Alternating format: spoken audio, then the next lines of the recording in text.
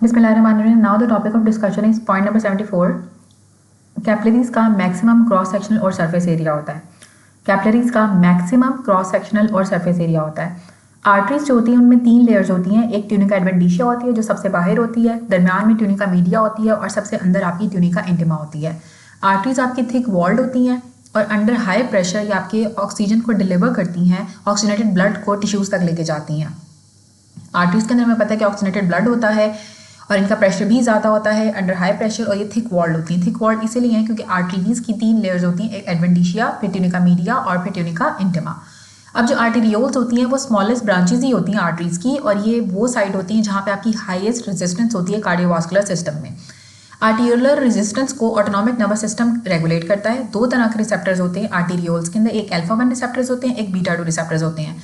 जो alpha 1 एडनर्जिक receptors होते हैं वो स्किन के अंदर, सबप्लैंक्टनिक और रीनल सर्कुलेशन के आर्टेरियोल्स में होते हैं। स्किन में, किडनी में और जो सबप्लैंक्टनिक आर्टेरियोल्स के अंदर आपके अल्फा 1 रिसेप्टर्स होते हैं, और स्केलेटल मसल्स के आर्टेरियोल्स के अंदर बीटा 2 रिसेप्टर्स होते हैं। कैपिलरीज आपकी स्मॉलेस्ट वेसल्स होती हैं जो कि आर्टेरियोल्स और वेन्यूल्स को आपस में कनेक्ट करती हैं, और इनका लार्जेस्ट क्रॉस सेक्शनल एरिया होता है और सरफेस एरिया भी इनका सबसे ज़्यादा होता है। कैपिलरीज थिन वॉल होती हैं, यहाँ पे आपके न्यूट्रिएंट्स, वाटर और गैसेस का एक्सचेंज होता है। जो गैसेस एक्सचेंज है, जो वाटर का एक्सचेंज है और जो न्यूट्रिएंट्स का एक्सचेंज होता है वो कैपिलरीज के लेवल पे होता है। और जो रेजिस्टेंस प्रोवाइड करते हैं वो आर्टेरियोल्स रेजिस्टेंस प्रोवाइड करते हैं। जो आर्टरीज होती हैं उसके अंदर आपका ऑक्सीजनेटेड ब्लड होता है और थिक वॉल्ड होती हैं।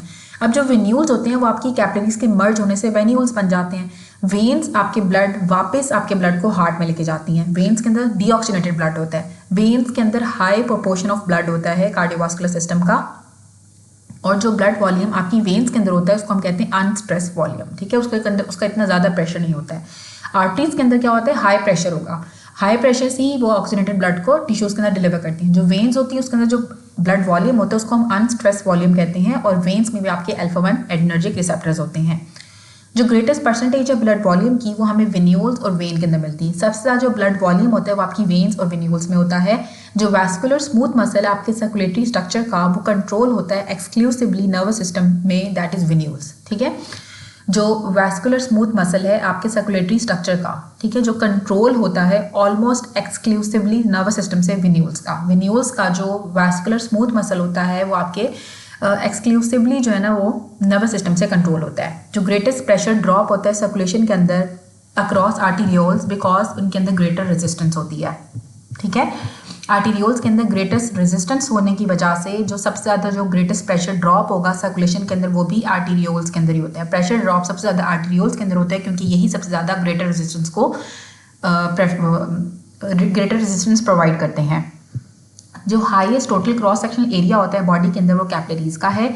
सबसे ज़्यादा जो ब्लड वॉल्यूम की परसेंटेज है वो वेन्यूल्स और वेन्स में होती है। ऑटोनॉमिक नर्वस सिस्टम मेनली आपके आर्टेरियोल्स के अंदर इन्वॉल्व होता है। हमने पढ़ा था कि जो ऑटोनॉमिक नर्वस सिस्टम है, जो आर्टेरियोलर रेजिस्टेंस होती है वो ऑटोनॉमिक सिस्टम के नर्वस सिस्टम के कंट्रोल में होती है। जो मैक्सिमम प्रेशर होगा from systole fall at arteriole capillary junction, जो मैक्सिमम प्रेशर होता है वो फॉल फ्रॉम सिस्टली फॉल करता है आर्टेरियोलो कैपिलरी जंक्शन पे। एक हाइपरटेंसिव मैन है, प्रेजेंट किया है, उसको आई में प्रॉब्लम है, साथ उसको ग्रेड 3 हाइपरटेंसिव रेटिनोपैथी भी है।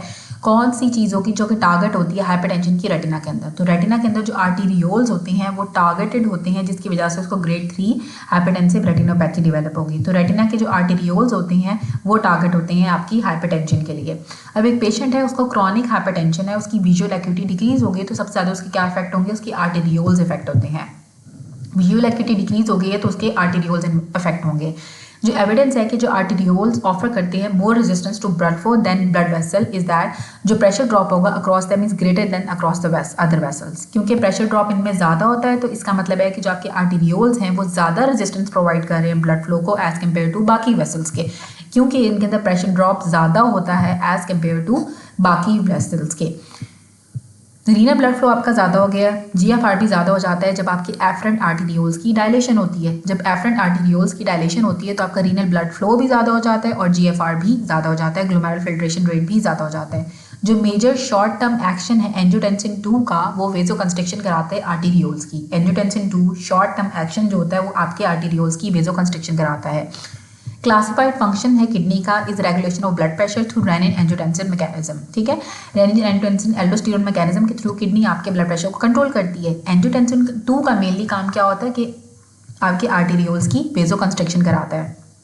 जो मोस्ट लाइकली वेरिएबल है जो कि डिक्रीज हो जाता है in response to decrease in arterial blood pressure is neural activity in the carotid sinus nerve. जो कैरोटिड साइनस नर्व होती है उसके अंदर न्यूरल एक्टिविटी कम हो जाती है जब आपका आर्टीरियल प्रेशर डिक्रीज करता है। प्रेशर जो आपके ग्लोमेरुलर कैपिलरीज के अंदर है वो हायर है than the other capillaries because जो एफरेंट आर्टीरियोल्स हैं वो आपके शॉर्ट होते हैं। अब ग्लोमेरुलर कैपिलरीज का प्रेशर क्यों ज़्यादा होता है बाकी कैपिलरीज से? क्योंकि वहाँ पे जो आर्टीरियोल्स हैं वो शॉर्ट हैं, इसलिए प्रेशर ज़्यादा है। जो स्प्रेड ऑफ ट्यूमर होता है टू लिम्फ नोड्स वो फर्स्ट होता है कैपिलरीज के थ्रू। कैपिलरीज के थ्रू आपका स्प्रेड ऑफ ट्यूमर होता है टू लिम्फ नोड्स, ठीक है। तो लिम्फ नोड्स में जो फर्स्ट लिम्फ नोड के अंदर या जो फर्स्ट लिम्फ नोड में आपका जो प्रेशर का जो आपका ट्यूमर का स्प्रेड होता है वो कैपिलरीज के थ्रू होता है। इनसाइड ग्लोमेरुलस हमें एक नेटवर्क मिलता है वो टफ्ट ऑफ कैपिलरीज का होता है, ठीक है। ग्लोमेरुलस के अंदर जो हमें एक नेटवर्क मिलता है वो टफ्ट ऑफ कैपिलरीज का होता है। In response to compensation of haemorrhage what will decrease, आपकी वीनस कैपेसिटेंस डिक्रीज हो जाती है हैमरेज को कंपनसेट करने के लिए, ठीक है। हैमरेज को कंपनसेट करने के लिए रिस्पॉन्स में आपकी वीनस कैपेसिटेंस डिक्रीज कर जाती है। जो मेजर लाइपोप्रोटीन सोर्स होती है कोलेस्ट्रॉल का जिसे हम यूज़ करते हैं सेल के अंदर दैट इज एलडीएल, ठीक है। कोलेस्ट्रॉल का जो मेजर लाइपोप्रोटीन जो कि सोर्स होती है कोलेस्ट्रॉल का तो वो क्या होती है? एलडीएल, ठीक है। एलडीएल जो है वो मेजर सोर्स है कोलेस्ट्रॉल का सेल्स के अंदर, ठीक है। एलडीएल एक लाइपोप्रोटीन है जिसका हम लो डेंसिटी लाइपोप्रोटीन कहते हैं। ये मेजर सोर्स होती है कोलेस्ट्रॉल का आपके सेल्स में। अब लाइपोप्रोटीन्स के बारे में पढ़ेंगे। जो लाइपोप्रोटीन्स होती हैं हमने उनकी डेंसिटीज़ के हिसाब से इनको 5 क्लासेस में डिवाइड कर दिया है। सबसे पहले आते हैं काइलोमाइक्रॉन्स जो कि आपके डिलीवर करते हैं डाइटरी टैग्स को पेरिफेरल टिश्यूज़ के अंदर, ठीक है। जो आपकी डाइट से जो आप ट्राइग्लिसराइड्स होते हो वो आपके पेरिफेरल टिश्यूज़ में लेके जाते हैं काइलोमाइक्रॉन्स। सेकंड पे आती है आपकी very low density lipoproteins. Third पे आती हैं आपकी इंटरमीडिएट डेंसिटी लाइपोप्रोटीन्स। फोर्थ पे आती हैं लो डेंसिटी लाइपोप्रोटीन्स और फिर आती हैं आपकी हाई डेंसिटी लाइपोप्रोटीन्स। इनको हमने डेंसिटी के हिसाब से डिवाइड किया है। सबसे पहले आगे काइलोमाइक्रॉन्स। काइलोमाइक्रॉन्स ने क्या किया? आपके टैग्स को आपके पेरिफेरल टिश्यूज़ के अंदर डिलीवर कर दिया। अब जो वेरी लो डेंसिटी लाइपोप्रोटीन्स होती हैं वो क्या करती हैं? हेपेटिक टैग्स को भी पेरिफेरल टिश्यूज़ के अंदर लेके जाती हैं। आपके लिवर से जो ट्राइग्लिसराइड्स बन रहे हैं उनको भी पेरिफेरल टिश्यूज़ के अंदर लेके जाती हैं वेरी लो डेंसिटी लाइपोप्रोटीन्स। उसके बाद आती है इंटरमीडिएट डेंसिटी लाइपोप्रोटीन्स। उसके बाद आती है low density lipoproteins. Low density lipoproteins को हम बैड कोलेस्ट्रॉल भी कहते हैं बिकॉज इसकी वजह से जो एक्सेस कोलेस्ट्रॉल होता है वो आपके ब्लड के अंदर एक्यूमुलेट होना स्टार्ट हो जाता है, ठीक है। तो जो लो डेंसिटी लाइपोप्रोटीन होती है वो आपके ब्लड के अंदर कोलेस्ट्रॉल के लेवल्स को ज़्यादा कर देती है। जो हाई डेंसिटी लाइपोप्रोटीन होती है ये आपकी गुड होती है क्योंकि ये आपके एक्स्ट्रा कोलेस्ट्रॉल को वापस आपके लिवर के अंदर ले जाती है जहाँ से वो एलिमिनेट हो जाता है, ठीक है। जो HDL होती है जो हाई डेंसिटी लाइपोप्रोटीन होती है वो कोलेस्ट्रॉल को वापस लिवर के अंदर ले जाती है, लेकिन जो लो डेंसिटी लाइपोप्रोटीन है वो कोलेस्ट्रॉल को आपके ब्लड के अंदर ले आती है। नोट, लाइपोप्रोटीन जिसके अंदर टैग्स सबसे ज़्यादा होते हैं वो काइलोमाइक्रॉन है, फिर VLD है, फिर LDL है, फिर HDL है, ठीक है। सबसे ज़्यादा जो ट्राइग्लिसराइड की कंसनट्रेशन होती है वो काइलोमाइक्रॉन्स के अंदर होती है, फिर वेरी लो डेंसिटी लाइपोप्रोटीन्स के अंदर, फिर लो डेंसिटी लाइपोप्रोटीन्स में और फिर हाई डेंसिटी लाइपोप्रोटीन्स के अंदर। कोलेस्ट्रॉल सबसे ज़्यादा आपका LDL के अंदर होता है। लो डेंसिटी लाइपोप्रोटीन्स के अंदर कोलेस्ट्रॉल सबसे ज़्यादा होता है, फिर VLDL में होता है, फिर HDL में होता है और फिर काइलोमाइक्रॉन्स के अंदर होगा। काइलोमाइक्रॉन्स के अंदर कोलेस्ट्रॉल सबसे कम होगा और लो डेंसिटी लाइपोप्रोटीन्स के अंदर कोलेस्ट्रॉल सबसे ज़्यादा होता है। लाइपोप्रोटीन जिसके अंदर प्रोटीन सबसे ज़्यादा होती हैं, high density protein, high density lipoproteins मतलब प्रोटीन सबसे ज़्यादा है। तो HDL के अंदर सबसे ज़्यादा होंगी, फिर उससे कम LDL के अंदर, फिर उसके कम आपकी VLDL के अंदर, फिर काइलोमाइक्रॉन्स में। काइलोमाइक्रॉन्स में प्रोटीन्स भी सबसे कम होती हैं और कोलेस्ट्रॉल भी सबसे कम होता है काइलोमाइक्रॉन्स के अंदर। फॉस्फोलिपिड्स भी सबसे ज़्यादा कम काइलोमाइक्रॉन्स के अंदर होते हैं। जो फॉस्फोलिपिड्स हैं वो भी सबसे ज़्यादा आपके HDL के अंदर होते हैं, फिर आपके LDL में होते हैं, फिर VLDL में और फिर काइलोमाइक्रॉन्स में। फैमिलियल हाइपरकोलेस्टीमिया, दो तरह के हाइपरकोलेस्टीमिया होते हैं, एक टाइप 1 होता है, एक टाइप 2 फैमिलियल हाइपरकोलेस्टीमिया। जो टाइप 1 हाइपरकोलेस्टीमिया होता है इसमें आपकी लाइपोप्रोटीन लाइपेज की डेफिशिएंसी होती है या फिर आपकी ApoC2 की डेफिशिएंसी होती है जिसमें आपके काइलोमाइक्रॉन ज़्यादा हो जाते हैं और टैग्स भी ज़्यादा हो जाते हैं।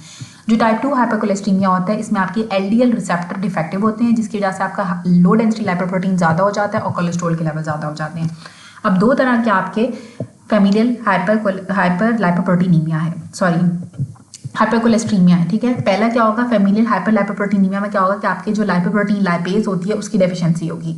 लाइपोप्रोटीन लाइपेज की डेफिशिएंसी की वजह से या ApoC2 की डेफिशिएंसी की वजह से आपके काइलोमाइक्रॉन्स ज़्यादा हो जाते हैं और ट्राइग्लिसराइड ज़्यादा हो जाते हैं। जो टाइप 2 होती है उसके अंदर आपके LDL रिसेप्टर का डिफेक्ट होता है जिसकी वजह से आपका LDL ज़्यादा हो जाता है और कोलेस्ट्रॉल ज़्यादा हो जाता है।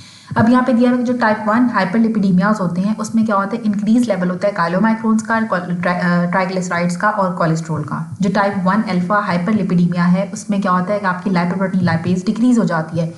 लाइपोप्रोटीन जिसकी हाईएस्ट फ्रैक्शन होगी प्रोटीन्स की, वो आपकी हाई डेंसिटी लाइपोप्रोटीन होती है। एक 56 ईयर ओल्ड एग्जेक्टिव है, बर्गर उसने खाया है फ्राइज के साथ, उसकी लिपिड प्रोफाइल फिर आपने कराई, सेंट्रीफ्यूज किया तो उसके प्लाज्मा जो था वो मिल्की वाइट कलर का था। तो प्लाज्मा मिल्की वाइट काइलोमाइक्रोन्स की वजह से होता है। Which of the following is associated with increased risk of death in cardiac patient with positive family of hyperlipidemia? ऐसी फैमिली जिसकी पॉजिटिव फैमिली हिस्ट्री हो हाइपरलिपिडीमिया की, तो एलडीएल की वजह से जो है वो डेथ हो सकती है कार्डियक पेशेंट्स के अंदर, क्योंकि लो डेंसिटी लाइपोप्रोटीन आपका पुअर कोलेस्ट्रॉल होता है, पुअर प्रोटीन होती है। कौन सी लाइपोप्रोटीन होती है जो ब्लड के अंदर अबंडेंस में होती है? हाई डेंसिटी लाइपोप्रोटीन अबंडेंस में होती है ब्लड में। जब आपके एलडीएल रिसेप्टर का लैक करोगे, टाइप 2 हाइपरलिपिडीमियास के अंदर आपके एलडीएल रिसेप्टर्स का लैक होता है। फैक्टर जो इनहिबिट करता है फाइब्रिनोलाइसिस को related to coronary artery disease is LDL C. ठीक है, एलडीएल-सी एक फैक्टर होता है जो कि इनहिबिट करता है फाइब्रिनोलाइसिस को और कोरोनरी आर्टरी डिजीज के साथ एसोसिएटेड होता है।